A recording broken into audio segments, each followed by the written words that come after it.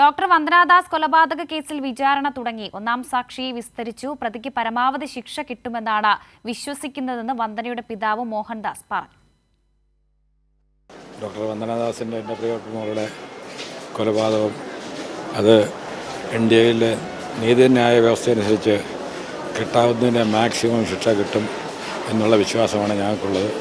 അതിനുവേണ്ടി ഞങ്ങൾ ഏതറ്റം വരെയും പോകാൻ ഞങ്ങൾ തയ്യാറാണ്. കാരണം വളരെ നിഷ്ഠൂരമായിട്ടുള്ള പൈശാചികമായ ഒരു കൊലപാതകമാണ് നടന്നിട്ടുള്ളത്.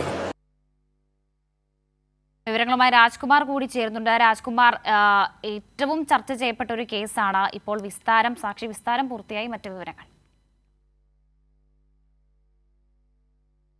തുടർച്ചയായി പറഞ്ഞാൽ കോടതിയിൽ ഇന്ന് സ്പെഷ്യൽ പ്രോസിക്യൂട്ടർ പ്രതാപ് ജി പടിക്കൽ പറഞ്ഞത് ഒന്നാം സാക്ഷി വിശദമായി കോടതിയിൽ മൊഴി നൽകി. ആക്രമിച്ച പ്രതിയെ സാക്ഷി തിരിച്ചറിഞ്ഞു, ആയുധം തിരിച്ചറിഞ്ഞു.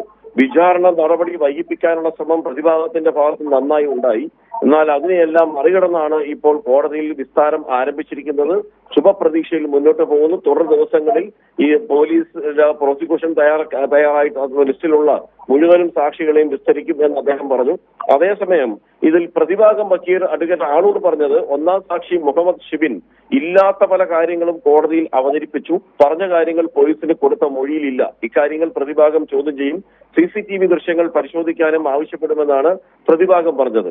ഒപ്പം ഇദ്ദേഹം നമ്മൾ ആദ്യം കേട്ട അദ്ദേഹത്തിന്റെ വരികൾ, അതായത് ഡോക്ടർ വന്ദനയുടെ പിതാവ് പറഞ്ഞത് ഇതില് നീതിപൂർവമായിട്ടുള്ള ഒരു നീതി ലഭിക്കും എന്ന് തന്നെയാണ് തന്റെ പ്രതീക്ഷ. ഈ പ്രതിയെ ശിക്ഷിക്കുന്നതിന് ഏതറ്റം വരെയും പോകും. ആ പ്രതിയുടെ മുഖം നോക്കിയാൽ അറിയാം അയാൾക്ക് യാതൊരു കുറ്റബോധം പോലുമില്ല.